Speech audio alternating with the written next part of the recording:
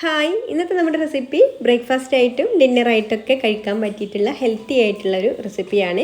മെയിനായിട്ട് ഇതിൽ നമ്മൾ ചെറുപയറും ഗോതമ്പ് പൊടിയാണ് എടുക്കുന്നത്. അപ്പോൾ അതുകൊണ്ട് തന്നെ നമ്മൾ ഡയറ്റൊക്കെ ചെയ്യുന്നവർക്ക് ബ്രേക്ക്ഫാസ്റ്റൊക്കെ ആയിട്ട് കഴിക്കാൻ പറ്റിയിട്ടുള്ളൊരു റെസിപ്പിയാണിത്. അപ്പോൾ നമുക്കത് എങ്ങനെയാണ് തയ്യാറാക്കുക എന്നുള്ളതൊന്ന് നോക്കാം.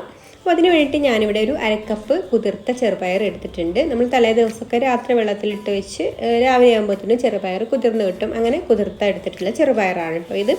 അതിൽ നിന്നൊരു 2 പിടി ചെറുപയർ ഞാനിതാ മിക്സിയുടെ ജാറിലേക്ക് ഇട്ട് കൊടുത്തു.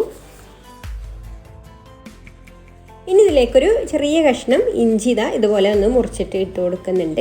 പിന്നെ ഒരു പച്ചമുളക് ഇട്ട് കൊടുക്കുന്നുണ്ട്. പച്ചമുളകൊക്കെ കൂടുതൽ എരിവ് വേണമെന്നുണ്ടെങ്കിൽ അങ്ങനെ ചെയ്യാം കേട്ടോ. ഞാനിപ്പോൾ ഇവിടെ ഒറ്റ പച്ചമുളകേ എടുത്തിട്ടുള്ളൂ, ചെറിയൊരു അളവിലാണ് കേട്ടോ ചെയ്യുന്നത്. പിന്നെ ഇതിലേക്ക് നല്ലൊരു ഫ്ലേവറിന് വേണ്ടിയിട്ട് അല്പം മല്ലിയില കൂടെ ഇട്ട് കൊടുക്കുന്നുണ്ട്. ഇനിയിപ്പോൾ മല്ലിയില ഇല്ലെങ്കിൽ വേണമെങ്കിൽ കറിവേപ്പില ചേർത്ത് കൊടുത്താലും നല്ലതാണ് കേട്ടോ. ഈ ഒരു PCODൻ്റെ ഡയറ്റൊക്കെ ചെയ്യുന്നവർക്കാണെന്നുണ്ടെങ്കിൽ കറിവേപ്പില നല്ലതാണ്. അപ്പോൾ അത് വേണമെങ്കിൽ ചേർത്ത് കൊടുക്കാം. പിന്നെ ആവശ്യത്തിന് വെള്ളം കൂടെ ഒഴിച്ച് കൊടുത്തിട്ട് നമുക്കിതൊന്ന് അരച്ചെടുക്കണം. വെള്ളം കൂടി പോകരുത് കേട്ടോ. നമ്മൾ ഈ ഒരു ചെറുപയറിൻ്റെ ആ ഒരു ലെവലിൽ വെള്ളം ചേർത്ത് കൊടുത്താൽ മതി. എന്നിട്ട് നന്നായിട്ട് ഇതൊന്ന് അരച്ചെടുക്കാം. നല്ല ഫൈനായിട്ട് തന്നെ ഇതുപോലെ അരച്ചെടുക്കാം. ഇനി നമുക്കിതിലേക്ക് പാകത്തിനുള്ള ഉപ്പ് ചേർത്ത് കൊടുക്കാം. പിന്നെ ഒരു സവാളയുടെ പകുതി ഞാൻ ഇതുപോലെ പൊടിയായിട്ട് അരിഞ്ഞെടുത്തിട്ടുണ്ട്. വളരെ കനം കുറച്ചിട്ട് വേണം കേട്ടോ സവാള അരിഞ്ഞെടുക്കാൻ. അപ്പോൾ അതും കൂടെ ചേർത്ത് കൊടുക്കാം. പിന്നെ ഇതിലേക്ക് ഗോതമ്പ് പൊടിയാണ് ചേർത്ത് കൊടുക്കുന്നത്. ഞാനിവിടെ അരക്കപ്പ് ഗോതമ്പ് പൊടിയാണ് കേട്ടോ എടുത്തിട്ടുള്ളത്. അപ്പോൾ അതും കൂടെ ചേർത്ത് കൊടുക്കുന്നുണ്ട്. അരക്കപ്പ് ഗോതമ്പ് പൊടി ചേർത്ത് കൊടുക്കുമ്പോൾ നമുക്ക് ആ ഒരു ചെറുപയറിൻ്റെ ആ ഒരു പച്ച ടേസ്റ്റ് ഒന്നും വരില്ല കേട്ടോ. 2 പിടി ചെറുപയറാണ് ഞാൻ എടുത്തിട്ടുള്ളത്. പിന്നെ ഇതിലുള്ള ഇൻഗ്രീഡിയൻസ് ഒക്കെ നമ്മുടെ ആവശ്യത്തിനനുസരിച്ചിട്ട് അതുപോലെ നമ്മുടെ ഇഷ്ടത്തിനനുസരിച്ചിട്ടൊക്കെ മാറ്റം വരുത്താം കേട്ടോ. ഈ ഒരു കറക്റ്റ് അളവ് തന്നെ ചെയ്യണമെന്നില്ല. അപ്പോൾ ഈ ഒരു അളവിൽ ചെയ്യുകയാണെന്നുണ്ടെങ്കിൽ അങ്ങനെ ചെറുപയറിൻ്റെ ആ ഒരു പച്ച ടേസ്റ്റ് ഒന്നും വരില്ല.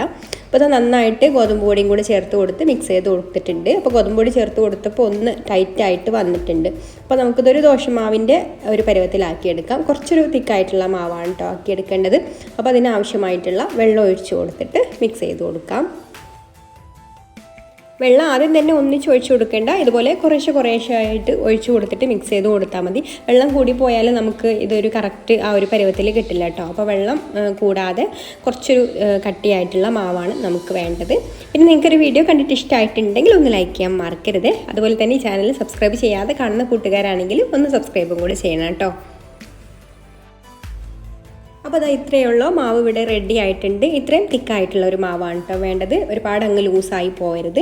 ഇനി നമുക്ക് ഇതുപോലെ ഒരു പാൻ അടുപ്പത്ത് വെക്കാം. അതൊന്ന് ചൂടാവുന്ന സമയത്ത് നമുക്കിതിലേക്ക് ഓരോ കയ്യിൽ മാവ് ഒഴിച്ചു കൊടുത്തിട്ട് ഇതുപോലെ നമ്മൾ ദോശയൊക്കെ എടുക്കുന്നത് പോലെ തന്നെ നമ്മൾ ഗോതമ്പ് ദോശയൊക്കെ ചുട്ടെടുക്കുന്നില്ലേ, ആ ഒരു സെയിം രീതിയിൽ തന്നെയാണ് കേട്ടോ ഇത് ചുട്ടെടുക്കുന്നത്. അപ്പോൾ ഇതുപോലെ പരത്തി കൊടുക്കാം.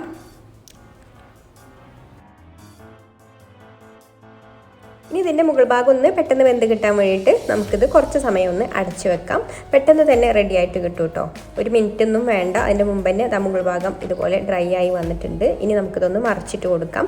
വേണമെങ്കിൽ ഈ ഒരു ഭാഗത്ത് മറിച്ചിട്ട് കൊടുക്കുന്നതിന് മുമ്പ് നെയ്യോ ഓയിലോ എന്തെങ്കിലും ആക്കി കൊടുക്കാം കേട്ടോ, താല്പര്യം ഉണ്ടെങ്കിൽ. പിന്നെ ഡയറ്റൊന്നും ചെയ്യുന്നവരാണെന്നുണ്ടെങ്കിൽ നെയ്യോ ഓയിലൊന്നും ആക്കി കൊടുക്കണ്ട. അല്ലാത്തവർക്കാണെങ്കിൽ നെയ്യൊക്കെ ആക്കി കൊടുത്താൽ തന്നെ ഇതുപോലെ നമുക്ക് കറിയൊന്നും ഇല്ലാതെ തന്നെ കഴിക്കാൻ നല്ല ടേസ്റ്റ് ഉണ്ടാവും.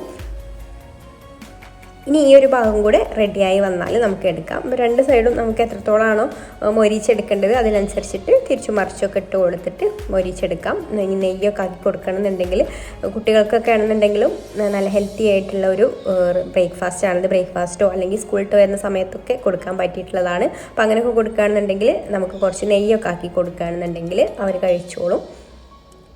അല്ലെങ്കിൽ കറിയുടെ കൂടെ നെയ്യൊന്നും ഇല്ലെങ്കിൽ ഇനിയിപ്പോൾ കറിയുടെ കൂടെയൊക്കെ കഴിക്കാൻ പറ്റിയിട്ടുള്ളതാണ് കേട്ടോ. അപ്പോൾ ഇത് ഇവിടെ റെഡി ആയിട്ടുണ്ട്. ഇനി നമുക്ക് ബാക്കിയുള്ളതും കൂടെ ഇതുപോലെ തന്നെ ചുട്ടെടുക്കാം.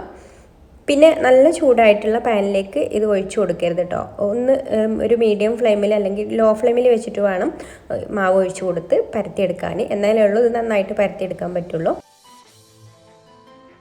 അപ്പോൾ ഇത്രയുള്ളൂ നമ്മുടെ ചെറുപയർ ദോശ ഇവിടെ റെഡി ആയിട്ടുണ്ട്. നല്ല ഹെൽത്തി ആയിട്ടുള്ള ഒരു ദോശയാണിത്. അപ്പോൾ എല്ലാവർക്കും ഈ ഒരു റെസിപ്പി ഇഷ്ടമായിട്ടുണ്ടാവും എന്ന് വിചാരിക്കുന്നു. അപ്പോൾ ഈ ഒരു അളവിൽ ഞാനൊരു 4 ദോശയാണ് കേട്ടോ ചുട്ടെടുത്തിട്ടുള്ളത് ഇതുപോലെയുള്ള. അപ്പോൾ ഈ മറ്റൊരു നല്ല റെസിപ്പിയുമായിട്ട് അടുത്ത വീഡിയോയിൽ കാണാം. താങ്ക്